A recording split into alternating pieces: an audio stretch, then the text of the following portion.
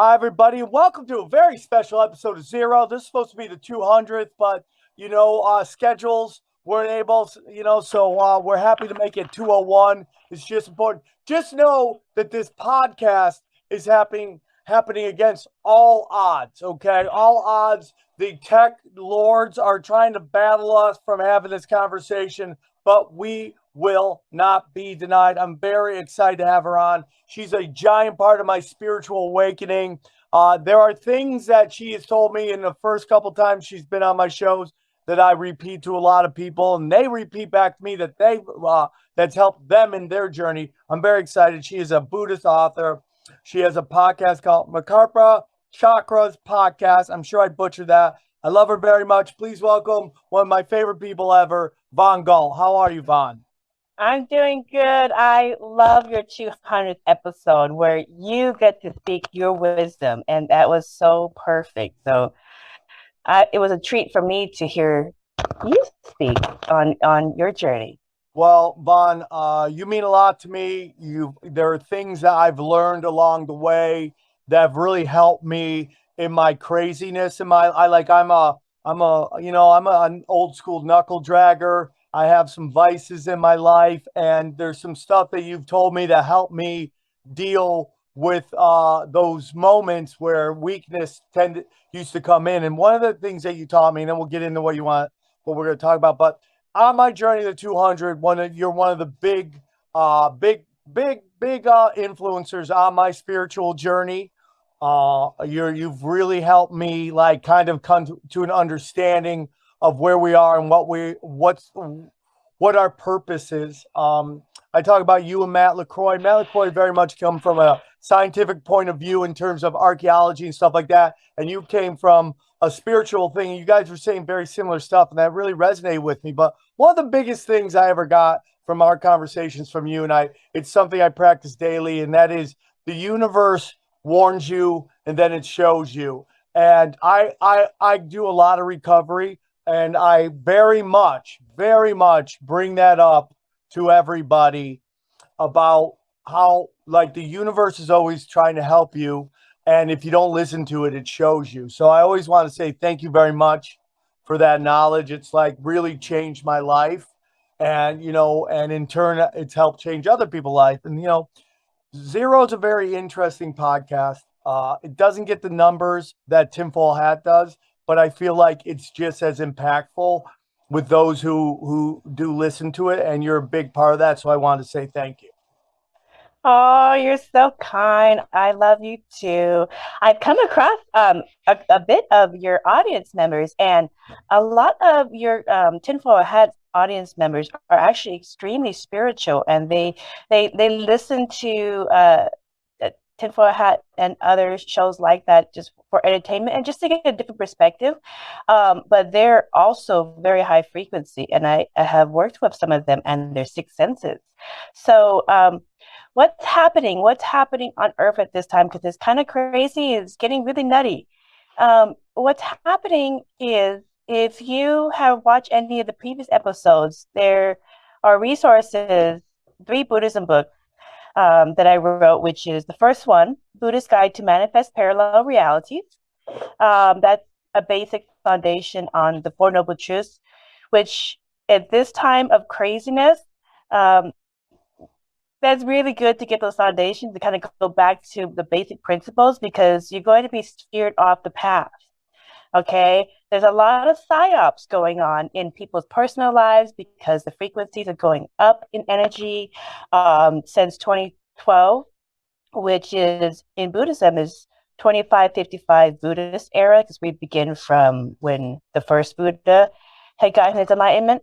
So 2555 is a year of changeover, and many indigenous tribes all over the world, like Easter Island, the Hawaiian Islands, the Polynesian Islands, Buddhist monks and monasteries, many of these indigenous cultures kept that information about the changing of the cycle in the Earth's frequency, because she has a consciousness, she's alive, and we're just cells in her body.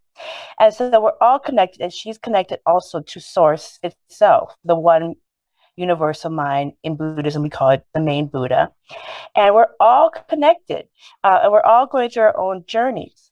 Some people are a little more awakened to the journey. Others are what we would call in video games NPCs, people stuck on the wheel of Dharma. They just keep getting stuck on the wheel of Dharma over and over again until finally they get sick and tired of a basic game, and then they wake up a little bit and maybe a little bit more. So everybody's on a different journey.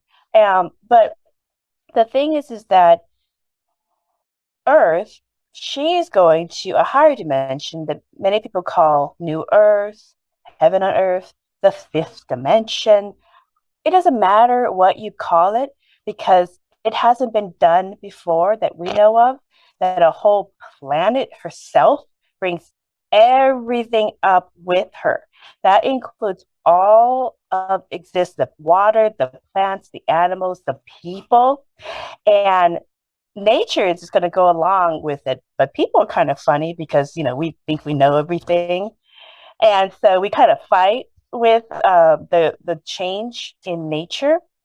But what happens is when this happens, and in Western theology and many philosophies in Western theology, they would have gotten this information.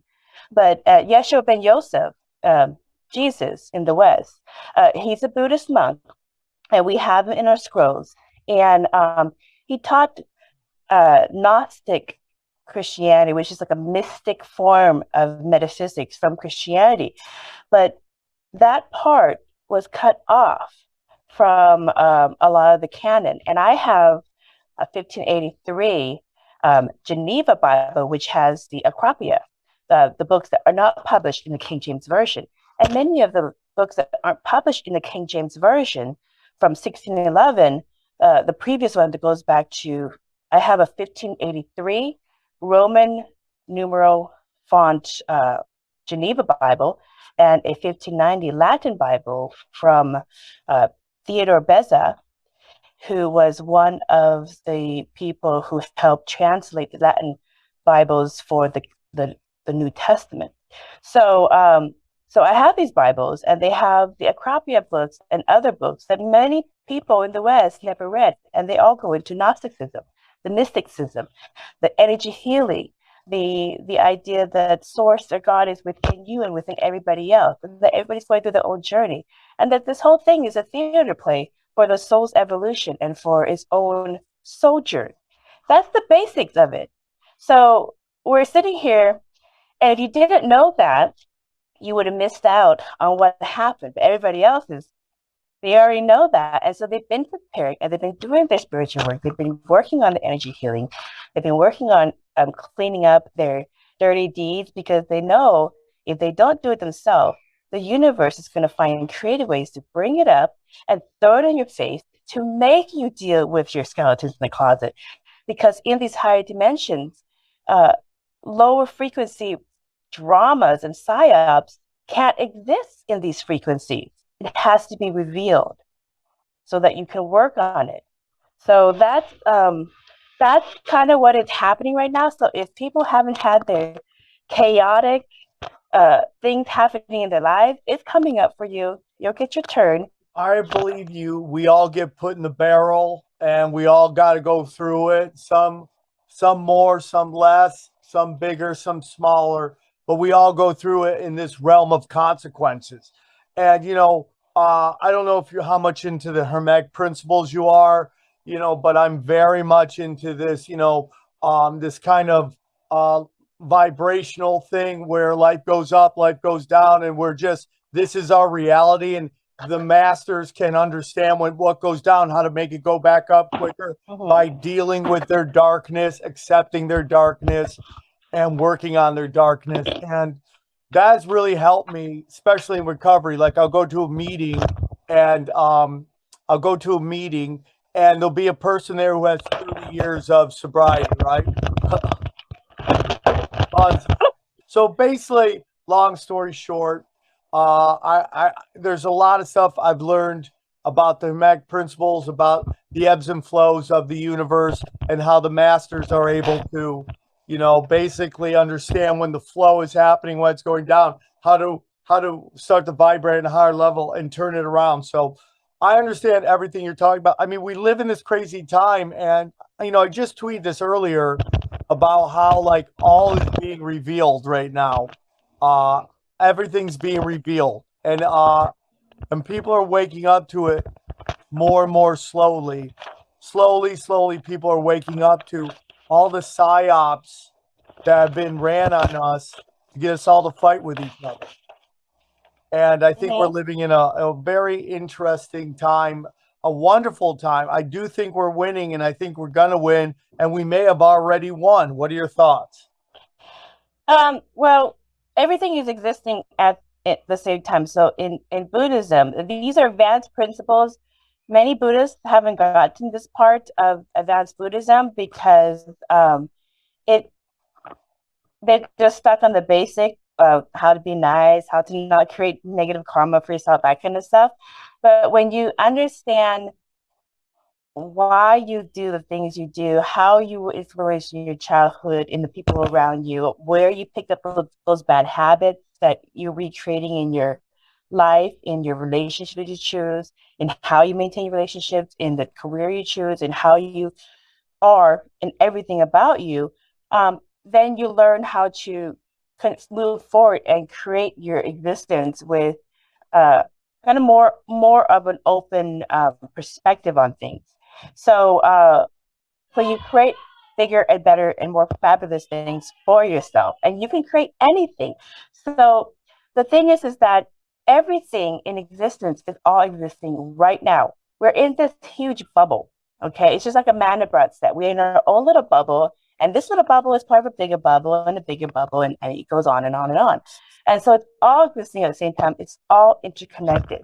So what happens is when you are doing your inner work and you're raising your frequency, you're raising your consciousness, you are healing those dense issues, what happens is your current present right now in how you are is somebody else's future. Okay, your present is your future in the past. Your past self is experiencing the results of your present now. Okay, and so everybody thinks you're stuck to the mistakes and the learning lessons that and the struggles that you had in the past, and you're stuck with that forever. And that is not true because all existing at the same time.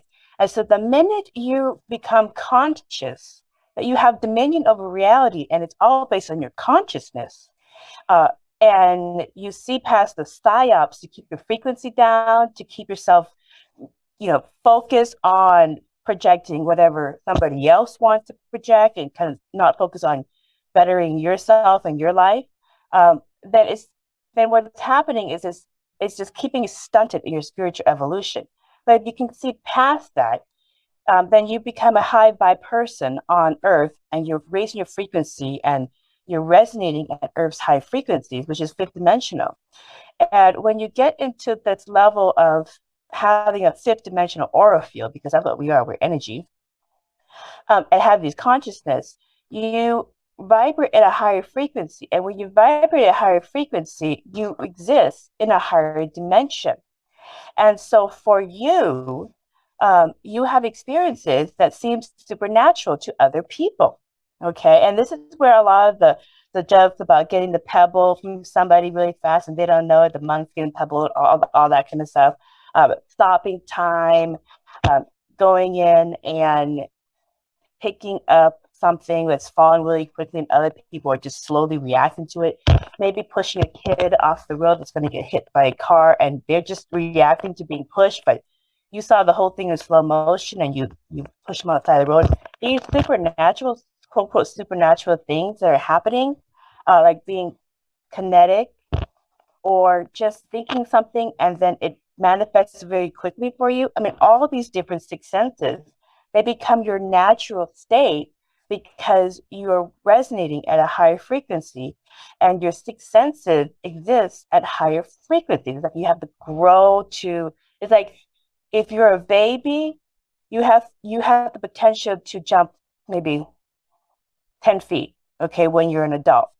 But you have to grow to the height. And when you get to a certain height that you can do those jumps, then it becomes natural to you and it's not very magical.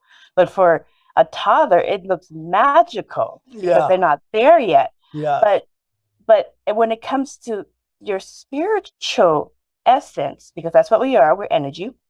And my podcast, Merkaba Chakras, goes over a lot of different factors about your sixth sense, about energy healing, about metaphysics, because it's all basically you are the avatar within the matrix, within the game.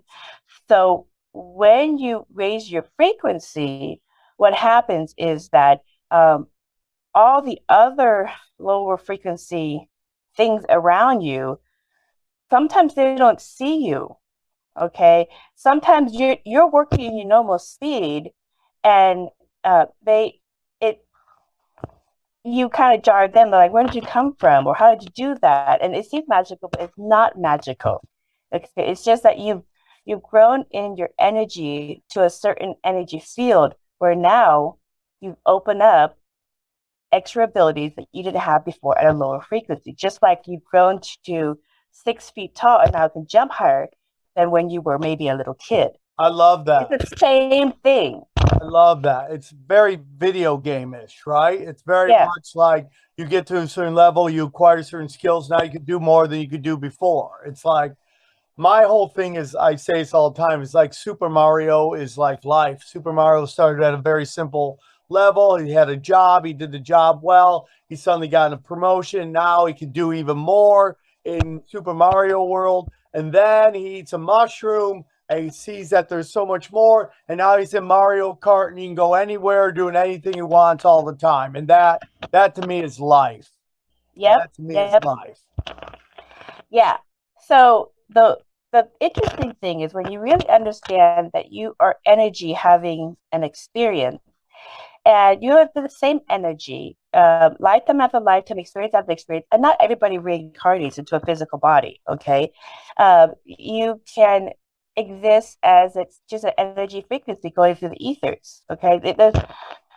In Buddhism, we don't put any limit on how source of the Lord wants to express itself. If it wants to express itself as an energy being, if it wants to express itself as Sam or as Vaughn, if it wants to express itself as any kind of alien, if it just wants to express itself as air moving around in the ethers, or AI in all programs, however it wants to express itself, if they exist in the creation, that source have an experience through that creation. And every single creation at some point will mature, like get tired of the same boring games. Okay, there's only so much you can be a bully and beat around things where you eventually get to the point that you're bored. That you finally grow up in your consciousness and you go into higher and higher dimensions. And the higher and higher dimensions of existence have experiences that no being in existence can fathom, because the Lord is constantly creating bigger and better, more wonderful ways to express itself and experience itself through its creation. Okay, and so that's why we really focus on somebody. You can kind of walk into their dreams and talk to them, help them, whatever. You can kind of tap into different timelines and then pick a timeline. And that's all we're doing. All we're doing is navigating the multiverse, navigating from one version of reality to another. And it's happening in real time right now. Sam, I didn't email this to you, but the Ukraine war right now, okay? How do you spell that's the capital city the war is in? Where is that? What is the capital city? Kyiv. Kyiv? How do you spell it? Because most people have never seen this until the war started, and they just kept on getting the city and the name come up all the time for them. Kiev.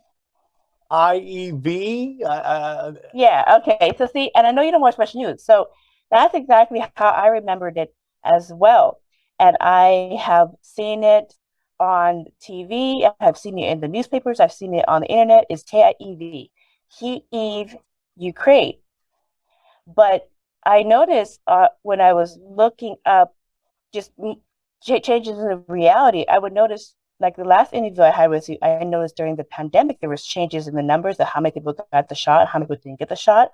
Once I made the decision that I didn't want to go to that AI passport dominant type of reality, once I made the decision after my father's death, those numbers started reverting backwards. And I was seeing it in real time. Well, now I'm seeing it in real time with the Ukraine war. It used to be KIEV, but then all of a sudden it changed to KY instead of KI. It just changed. And I'll send you the picture of it in the email, but I actually marked on the internet the time frame that it changed, and then all of the news, all of everything, ABC, NBC, all of that, they all changed it to KY instead of KIEV. What do you think that is? That is the transition, I think, from noticing and watching reality change. Because for me, I started watching, because I don't just watch one source, I'll watch other sources. I also look at TikTok and see other people. And when I started noticing, for me, that changes, I don't pay attention to it. I pay attention to what people, boots in the ground, are putting in there. And a lot of people who live in Kyiv, Ukraine, were putting up videos, their cell phone videos of UFOs watching the war go on. And there's all these videos from independent people putting up their cell phone video of, look at this UFO in the middle of the dogfight. Look at that video of a UFO. So there's all these UFOs. Like, you have to go look at it. It's crazy. And then some of the newspapers would come in and try to debunk it, but you can debunk one or two as CGI or whatever. But dozens of people are putting up videos of UFOs going into the war-torn areas. They're not paying, I think, because there is a history, and the U.S. military has reported on this, that there is a history that when they try to set out a bomb, a UFO would disable the bomb in the air. So I think if it's following the history of that, I think they're watching to see if they're going to set out a nuclear bomb and they're going to disable it. Otherwise, they're just there for a popcorn show. That is interesting, man, because we have heard that forever. That was the deal. I've heard from multiple people that interdimensionals are here and they're here to stop nuclear wars. That's very interesting. Yeah. So definitely look it up. It's funny because you're not going to see it on the mainstream news. You're not going to see it on the TV or the newspapers. But it became such a problem that they started putting a little bit of newspaper clippings out that this has been debunked and Snoop debunked that. But if you look at the cell phone videos of everybody posting their boots on the ground video, then something is definitely up. But I know at around that time I noticed the name change. And the other thing is the president of Ukraine. How do you spell his last name? Zelensky. Oh, yeah, I've seen this too, where you do the translation of it. It's like I'm the worst speller ever. I don't know how to spell Zelensky. But how do you, because when you were watching any coverage anywhere and you watch them put his name on the TV screen or in the newspaper clipping or on the internet search, do you remember how you spelled it? How they spelled it? ZELE Zelin NSKY, something along the lines of that. Yeah, Zelensky. And I'll send this to you so you can put it up there in the show notes. But I had a clip when I searched for it, and I noticed something different. Zelensky is ZELENSKY, like sky. That's how I was like, oh, Zelensky. So I saw that over and over and over again because my in-laws are really worried about World War III and blah blah blah, and they're really into the wheel Dharma. Yeah. But anyways, they'll love them, love all versions of them. So anyways, so it's my mom, and I always saw that. I've seen it this whole time. Well, recently it's changed, and now it's changed everywhere. It has two Y's. Zelensky. Two Y's at the end. Two Y's at the end instead of one Y. Yeah. And I took a picture of the internet search. So they have an official website, their government official website. Okay. This is like the government official website. They know how to spell the name of their president. All right. You would think they know how to spell the name of the president. I have in the clip of internet search of their official website that 12 hours before I looked this up, it is timestamped 12 hours before it was Zelen's sky with the one Y. And then 3 hours later, it changed to two Y's. The same official website on the search result, one with SKY, one with SKYY.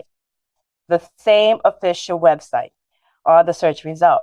So that's when it changed. It did the changeover. So what's interesting for those who are awake and aware is they're watching reality morph in real time. This is, if you're watching and noticing, this is when you notice that the movie Shazam all of a sudden it was never existed and never made. This is when you notice all of a sudden, Publishers Clearinghouse never had the spokesperson with Ed McMahon. That's the changeover. You didn't know that? Ed McMahon did not do it? Honey, you got to focus. Ed McMahon never, ever was the official spokesperson for Publishers Clearinghouse. What? And Publishers Clearinghouse has made the statement that they never hired him. Okay, and you can look it up. And that's been around. That changeover has been around for years now, and people are noticing it. And I love that one because my dad was an avid reader of Reader's Digest, and that was his incentive to keep buying the book, was because he thought he was going to eventually win the Publishers Clearinghouse and have Ed McMahon drive up in the prize van with the people and the roses and the big check and go, "You won Publishers Clearinghouse. Now what are you going to do?" Well, that never, ever happened in this reality. Ever. So all these people who have physical experience watching it on TV and having people follow that whole sweepstakes program, you did not exist in this reality. You jumped into this reality from the last one. You're in this version of your avatar. Okay? So we're watching it in real time. When you know it's in real time, that's when you're like, okay, how do we navigate the multiverse to keep on riding the wave to get to higher and higher versions of reality, to go where and stay where Earth is going? It's the fifth dimension. So these are the 1% high vibe people who are catching the wave, and they're doing the work, and they are trying not to get sucked into one side versus another side. Because if you get sucked in, you get sucked into that reality, and now you're stuck there instead of going to the next one. Okay. So how do you end up getting stuck? Like, what do? You just start doing you start acting a fool or something like that? Or like, how do you get stuck in one reality? How do you not keep moving on with the changes? Well, see, and here's the thing, because a lot of people, and I interview so many people on my podcast for Corporate Chakras, which you can find on YouTube. And you do audio version too? I do. Yeah, it's on Spotify. It's on everywhere. It's on like 100 different podcast directories. Most of my audience is Buddhist, Asia, Pacific Islands, and most of them don't have video streaming because it's expensive, and so many of them listen to the audio versions. And also, some of these countries censor the internet, and so but the audio versions slide through the internet censorship. So my stuff is all over Asia. But anyway, it doesn't matter. It all comes full circle. But on real quick, watch out hitting your wires because you're hitting your microphone. Oh, okay. So just make sure just watch yourself. I didn't want to say anything, but you're crushing it right now. I don't want them to have to. Oh no, it's okay. It's okay. I watch out for the FBI. It's always following me. Are you getting it on your shows or anywhere? All the time, dude. I do live shows. I get intelligence agencies all the time.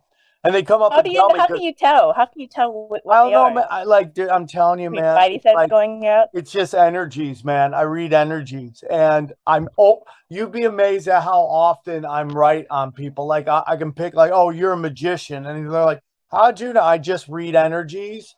I just really read energies. I also can play stuff out. I can play the tape out on how I think things will work out, and I'm amazed at how correct I am. But yeah, I get all the time. I get like intelligence people at my shows, and I know they're watching my stuff. And we've had some computer issues with you trying to get onto Zoom. I've had that. They slow my internet down, so it makes Mm-hmm. it really hard for me to upload anything to the internet. They do it all the time. Yeah, that's why I use different platforms. I use Skype, I use Zoom, I use different. I'll do Google Hangouts. You know what, Vaughn, I'll figure it out. you're 100% correct about these realities, and it's like funny because I would make jokes about how, like, if I thought I remembered something, and then it turns out that they can't find her, and it wasn't true. I just blame it on a new timeline. But I do really do believe that we are living in shifting timelines. Yeah, it's kind of jarring at first for some people when they don't understand it. But now I know in some Christian or Western theology, they talk about the rapture, that one will be there and all of a sudden they won't be there.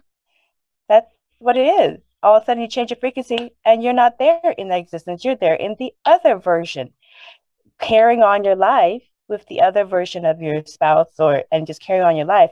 And that version where you popped out of never married you and doesn't remember that you were there. So it never really affected them. Unless, of course, they have this inkling like, I knew I was married to somebody else, or I knew I was married to somebody. And I have this visions or this inkling that I'm missing somebody in my life. Okay. Eventually, if they search long enough, their guides, their angels, their ancestors will start working with them through synchronicity to get them to work on whatever's holding down their frequency. And eventually they'll pop into their version of themselves in the higher version of reality where their spouse is currently existing, not thinking that they've been there. And this has happened with my husband. My husband has these beautiful blue eyes when I was dating him. And I used to say, it's like as blue as Bali. The waters in Bali is just so blue. And he knows I'm very metaphysical, but he's agnostic. And one day, Hold on, your husband's agnostic? yeah, How, dude, that reminds me of my girl who's just like, she watches MSNBC every day, and I'm over here talking spirituality and conspiracies, and she loves to sit and watch MSNBC all the time. How does that work? Where you're super spiritual, he's not spiritual. That's got to be crazy. well, see, he's not religious. He's not religious. His parents are Protestant, and for them, it's a social club. Like senior citizens, it's a social club. Um, but he is spiritual. He's just not religious. That is. So he's open to all different ways. He thinks everybody could be right and everybody could be wrong. So, anyways, but him and I, we have a very open perspective, like Buddhists. We have a very open perspective on how you live your life, how you want to live your life, because this is your journey, and you've already pre-planned some events for yourself for your own evolution, spiritual evolution, or your own evolution. So, if it's meant to be, some things will happen no matter what. And otherwise, most of it is very flexible. You can change your mind at any time. If you learn the life lessons early, you don't have to go through the pitfalls so hard. You can raise the bottom. Okay. So anyways, yeah, but my husband, one day, all of a sudden, this was many years ago, I looked at him because when I talk to people, I look in their eyes. Okay. I've always looked in their eyes. And some cultures that's not really approve of, but that's what I have learned to do is I look into people's eyes when I talk to them to acknowledge them. And there's a lot of communication between eyes as well. But I looked into his eyes, and his beautiful blue eyes is gray. And I was like, oh my God, your eyes are gray. And he's like, no, it's blue. And he even nose is blue. And so I made him look at the mirror, and he was like looking at his mirror, and he was just in shock. Like, how did my eye color change? Because it's always been blue his whole life, blue as the ocean, but now it's gray, and it's been like that for years. And so it's still him, but the newest version of him, the higher version of him that's very metaphysical and has been accepting of all these weird things, has gray eyes. My mother's brown eyes turned blue. And she's had dark brown eyes her whole life. And then it turned blue for like a day or two. And I made her look in the mirror. And that version, a little bit less narcissistic. So that's a higher version of her. And then it turned back to brown. But people's eye colors will change when they kind of go into the higher frequencies. And you go into higher frequencies, you will look younger. Your skin will be much more fresh. You have more collagen. So there's a lot of benefits to yourselves when you go to the higher frequencies. But aside from that, the other thing, Sam, you know, in New York, upper New York by Ontario, that's that big fall, the big one. What is that called? Niagara Falls. How do you spell that? Oh man, I was born in Niagara Falls and I can barely spell. You should know this. Come on, that's what I'm asking you. Niagara. And how did you say it? Niagara Falls. Niagara. Niagara, yeah, Gara. Niagara. A-R-A, I believe. Let me see if I was born there. I can't believe I can't spell it. It's crazy. I remember when I was growing up, I remember it's Niagara Falls. Niagara. Niagara.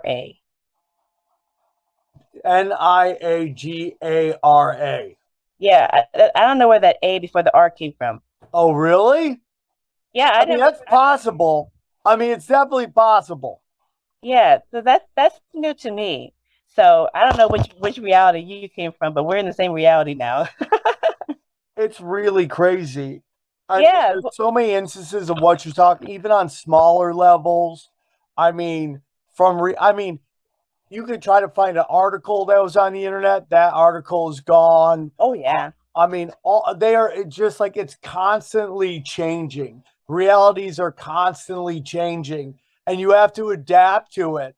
And it's like it will make you seem like you're crazy. You're like, no, dude, it used to be that. You're like, no, it's not like that now. There's a new reality, and it's just. And I always say this, Vaughn, it's kind of like somebody comes in your house and over a period of time, they just start changing one little thing at a time. Mm-hmm. And if you can't notice the one thing, but if they do that long enough, at some point, you live in a different house. Yeah, yeah. So I don't know how many personal Mandela effects you've had. The pop culture is Mandela effects. In Buddhism, we just call it parallel reality because it's all parallel, past, present, future. It's all parallel. It's all existing at the same time in one big bubble. The one big bubble existence. And source is connected to all of it. The only reason why we're seeing one thing at a time is because of the viewpoint in which we're looking. Because we're always looking at one thing at a time. Okay. Now, like I said earlier, when you work on your consciousness, when you work on raising your frequency, when you try not to get so caught up in the mama drama of the reality, because it is constantly changing, and you start really understanding how all these master teachers, how could you be so loving and forgiving? How could you be so, kind and generous? They just walk on you all the time because they know they're just shifting reality.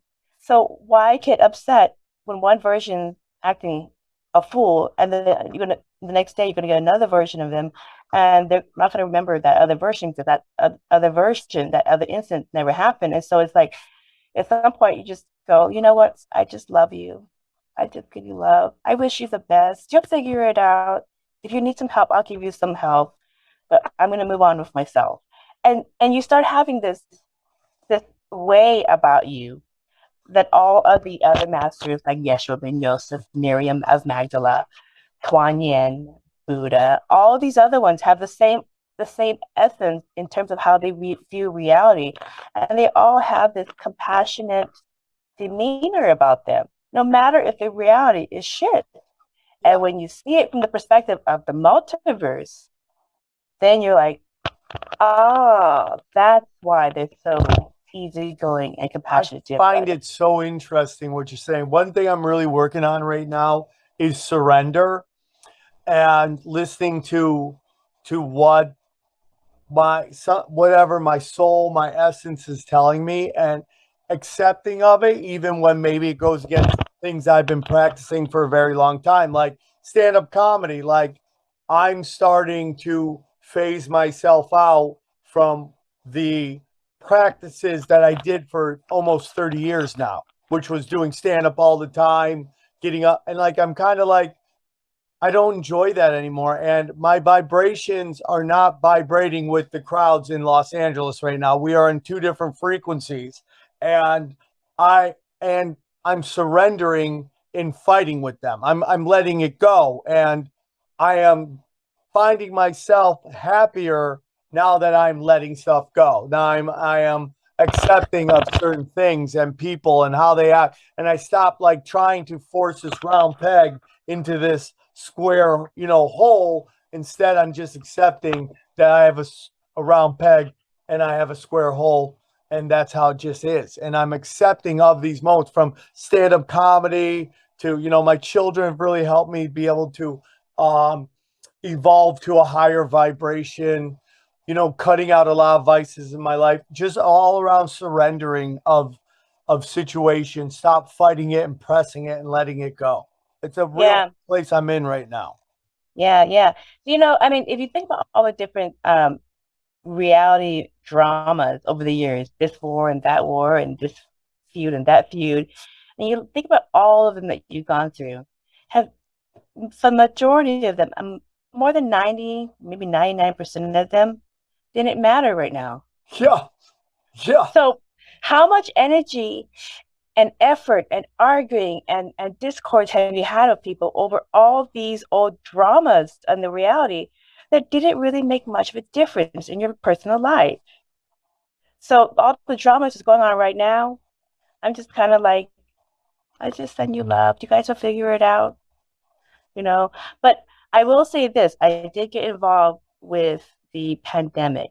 That was the first one I really got involved with, because only because there is a cross point in reality that either sets you off to Philip K. Dick, the writer of 1984 and all those and Blade Runner and all that. He did a 1977 conference. And you can watch it on YouTube or any of the sharing sites. But he spoke about shifting between realities, parallel realities.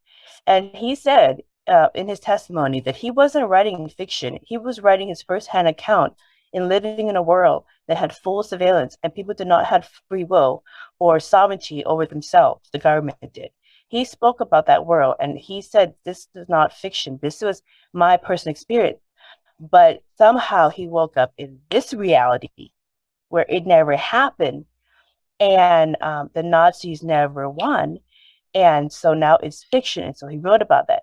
And that's what he says, and that was his personal testimony. Now, when you think about what we're talking about the same thing.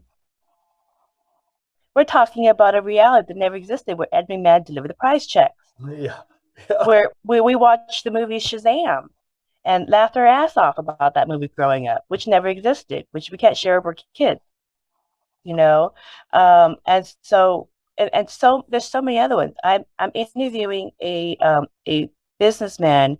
He owns a company called NCEF in December, and Chris Anatra.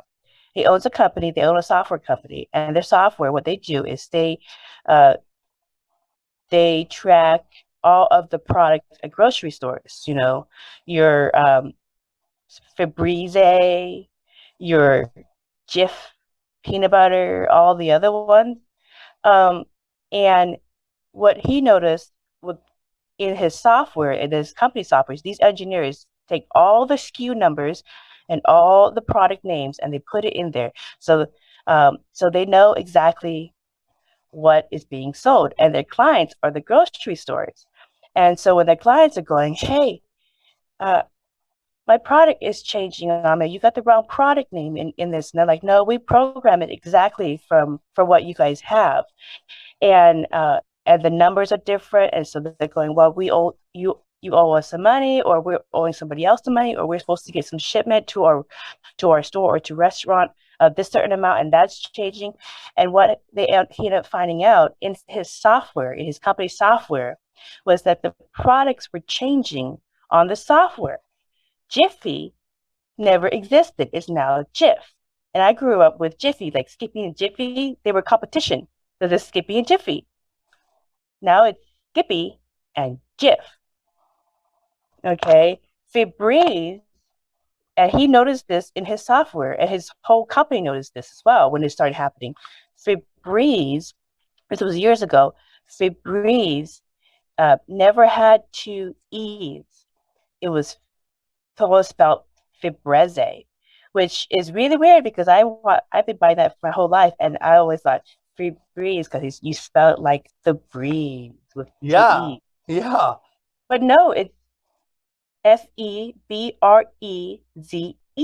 Febreze, but they say Febreze. I totally believe all this. Fruit Loops, they didn't spell it with fruit like the cute double O's. It was the word fruit. Yeah. Okay. So in his software and in his company's software, because they get paid millions of dollars to produce the correct numbers, they were having to look at their calculations and the labeling of products, and they were watching it happen in their software. So and so now I love him, Chris Anatra. So now he talks about the stuff and riding the wave and getting to higher and higher versions of the multiverse.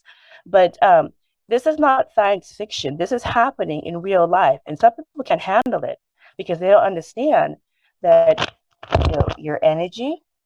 This is all artificial simulation that we're in. I'm not sure if it's a computer program that we're in, but we're in some kind of soul program, because when your energy and you're trying to have experience, you have to lower the energy to create form. Okay. The higher the energy, it's just like a fan. When you're looking at a fan, you put it on low, medium, high setting. On low and medium setting, you can see the blades go, but when you get it on the highest setting, it becomes invincible. You can't see it, but you know it's there, it's within. And that's what's happening with people. When you're in the highest frequencies, you become non-physical, or you don't exist to people of lower frequency. In order to exist in their reality, you have to kind of lower your consciousness a little bit to lower your frequency so that you can engage with them. And it's kind of crazy when, like, you'll be close with some thick as thieves, and then you'll work on just your life and your vibration. Suddenly you don't hang out with that person as much because you guys suddenly are vibrating on a different vibrational level, and new people come in, and it's like,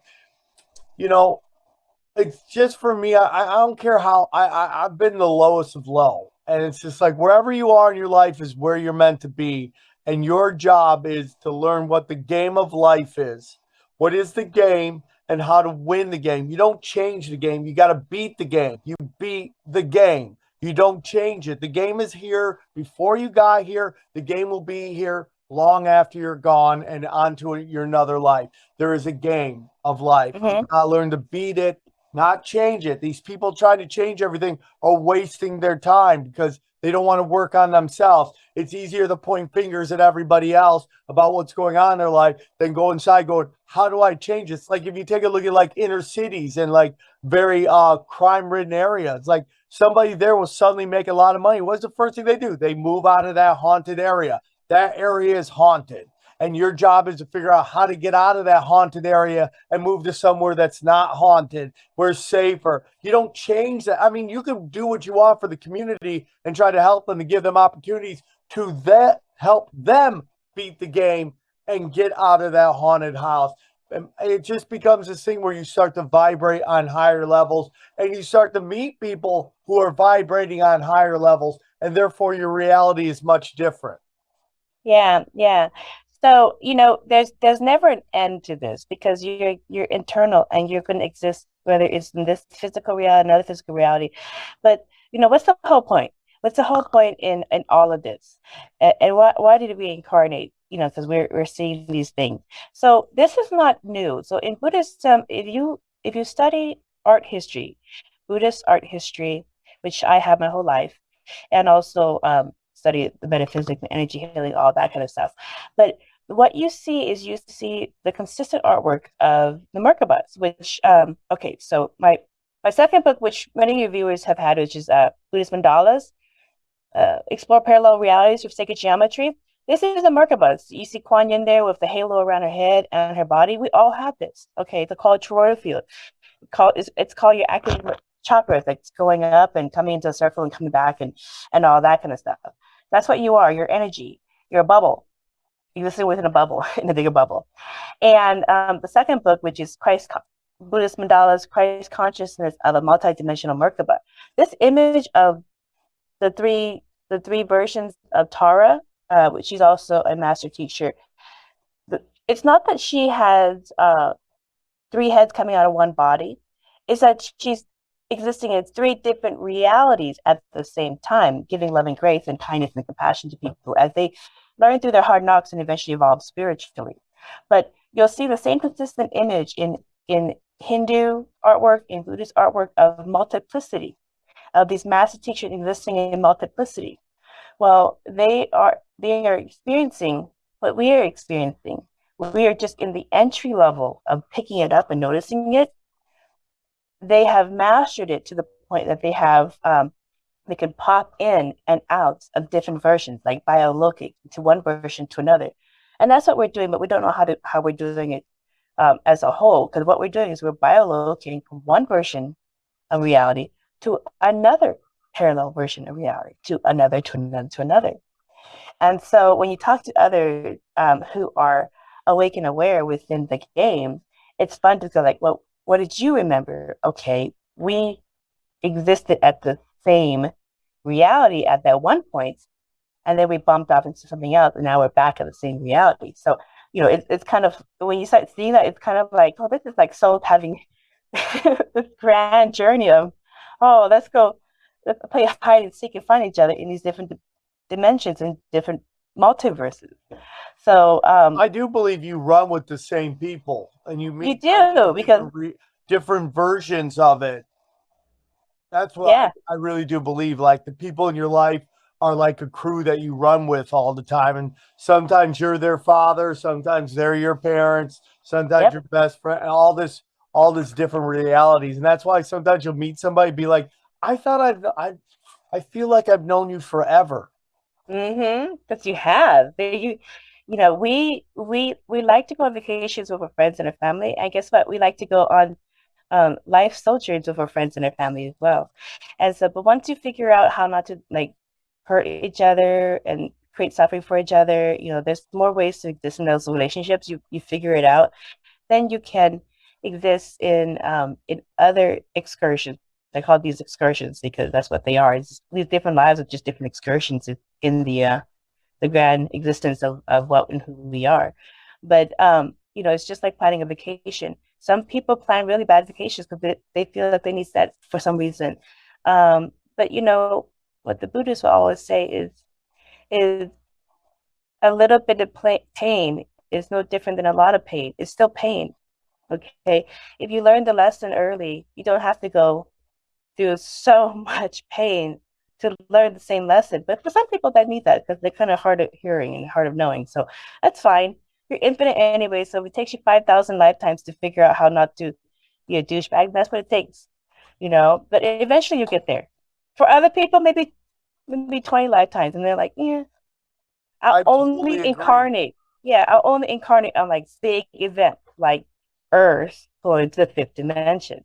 I want to be part of that and see what that's like. And we're seeing that right now as we're watching Multiverse change in real time and like really paying attention. And when you see that, you're like, that is so wild.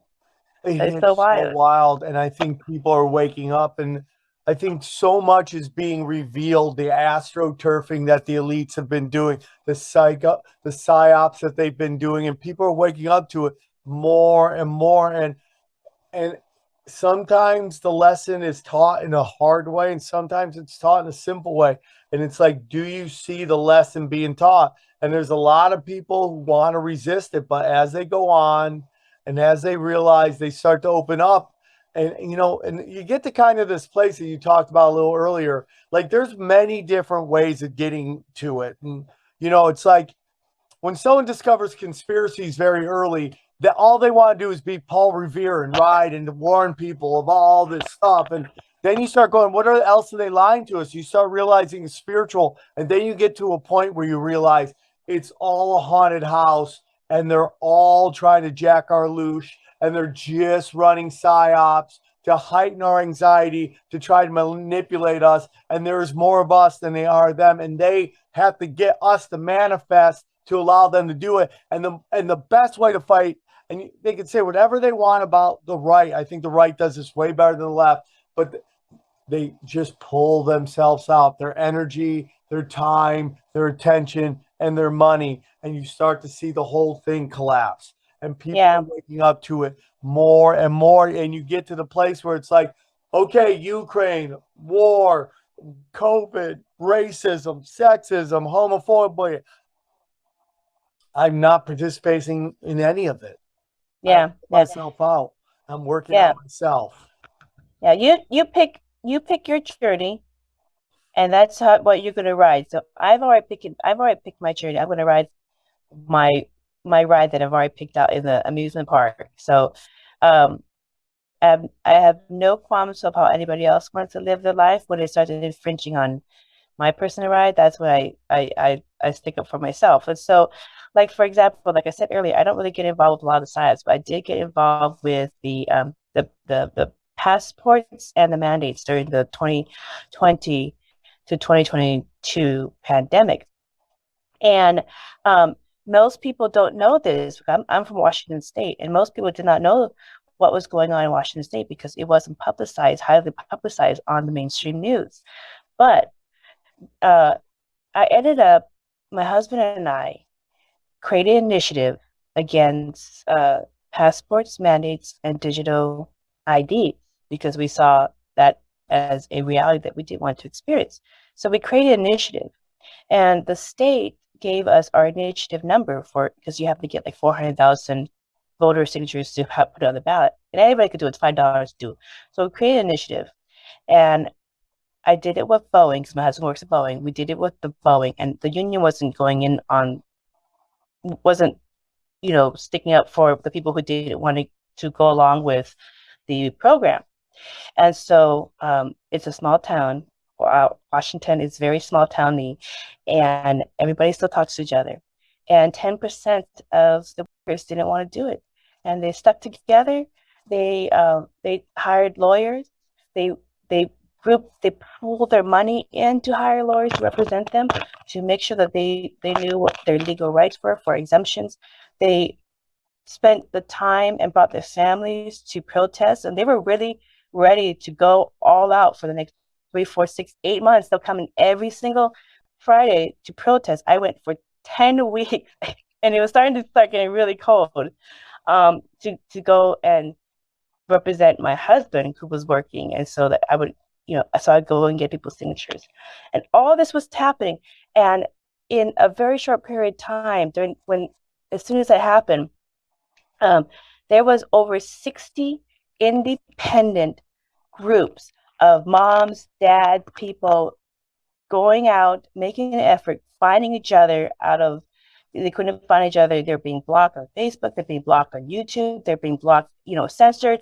I reached out to 2,000 media contacts, and some of them said, "I'm sorry, we can't cover these events that everybody is doing. We can't cover the efforts that everybody is doing, not even your initiative, because we're not allowed to, because of the sponsors, and because this is going against the mainstream government WHO narrative, which is pushing this agenda." And the people's efforts are going against it, and we can't give you any face time. We can't give you any publicity.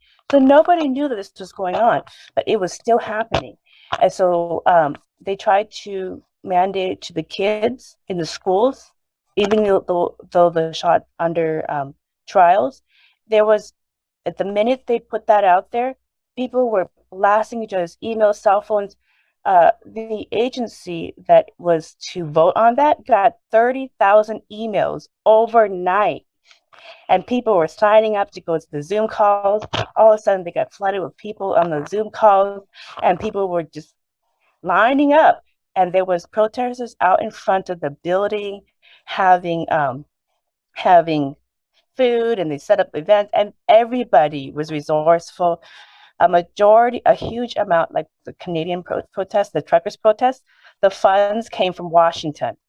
A majority of those funds came from Washington. We look like a red state, but we're not. We're kind of like neutral.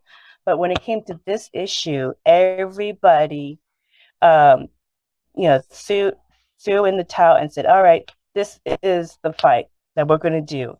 And but you never knew about it. Nobody ever knew about it. And when they tried to manage it on the kids, they had, the first time they had 30,000, the second time they had even more. I mean, they were just getting blown up. People were finding the cell phone numbers of the board members, the address. I mean, it was getting kind of scary, okay? You never heard about this. And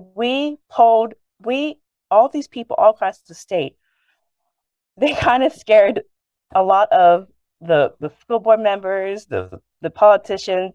Mothers were going to the boards. I mean, it was getting wild, but you never heard about this. But and so we pushed back, and I know the World Economic Forum's member, our governor, Jay Inslee, which I met at the Wajimaya up here in Seattle is like our Chinatown. So I met him there getting lunch, and he walked by and tapped me for one of his some kind of broadcast publicity stuff that he was doing. And so I looked like a good representative. So I met him. And it's just kind of funny that fast forward, here I am doing this of everybody else. But here's the funny thing. Okay, I knew that I was on the right side of history, because when my husband and I got assigned our number for the initiative, it gave us the number 1441. And I opened up Twitter, and a post came up that somebody had posted a picture of their grandfather's vaccine passport during the Nazis, because that's how they started too, because you had to get a vaccination passport for some kind of flu that's going on. They did this back then with the Nazis. And so he posted that. And you know how you have the hearts, how many people heart the post? It had 1441 hearts. Okay. That's when I knew, okay, the one time that I put my foot down and got involved, that was manifest destiny. That was angel numbers. That was the source going, okay, this is like divergent part of history where all the other stuff didn't really make much effort, but this was a big breaking point in terms of which multiverse you're going to go into. And so, and more of those things. So we're pushing it back. I have fallen off of doing a lot of those efforts, and people have as well to move back on with their lives. And other people are picking up the slack and, taking it forward to try to get retribution, try to get the payments back, and try to basically address the grievances for what happened. Oh, yeah. And so anyways, that's playing itself out. And those people, they have pre-life plans, those events. And so now I just sit back and I watch the multiverse change as I'm watching UFOs camp out in the middle of war-torn areas. So I'm like, why, of all the wars, we didn't have UFOs flying around all the other wars that has been going on recently, but all of a sudden, Kyiv, Ukraine, you have UFOs on a regular basis flying around there. Listen, something's going on with that one. I'll wrap it up with this. I believe as much as there are forces of darkness, fallen angels from heaven, trapped here in this reality, I believe there's forces of light that push back whether it's on the internet, whether, it's like if the forces of evil were running everything everywhere all the time, the internet wouldn't be what it is. It would be completely on lockdown. People like you and me would be completely boxed out. It would be impossible for us to ever connect in any way. But there's forces of good that are pushing back against the forces of evil. And that's why their plans, I don't think, going to work. It works at first. And I think over time, we see every one of their game plans from their playbook, and it never works again. They get to do it once on us. And because a lot of people are trusting and loving, they give you shots. But then once you burn that bridge, that you can't do that again. Von Galt, I got to get you back on to Tinfoil Hat so we can have a long, fun conversation on there too. You're very important to my life, and I appreciate you. So if you could do one more time, tell them about your podcast, your website, and your books. Yeah. So I'm looking for the Tinfoil Hat conversation because I want to talk about the tulku souls, the starseeds, why they're here, and why they exist, and why they matter in the multiverse as we go into our intergalactic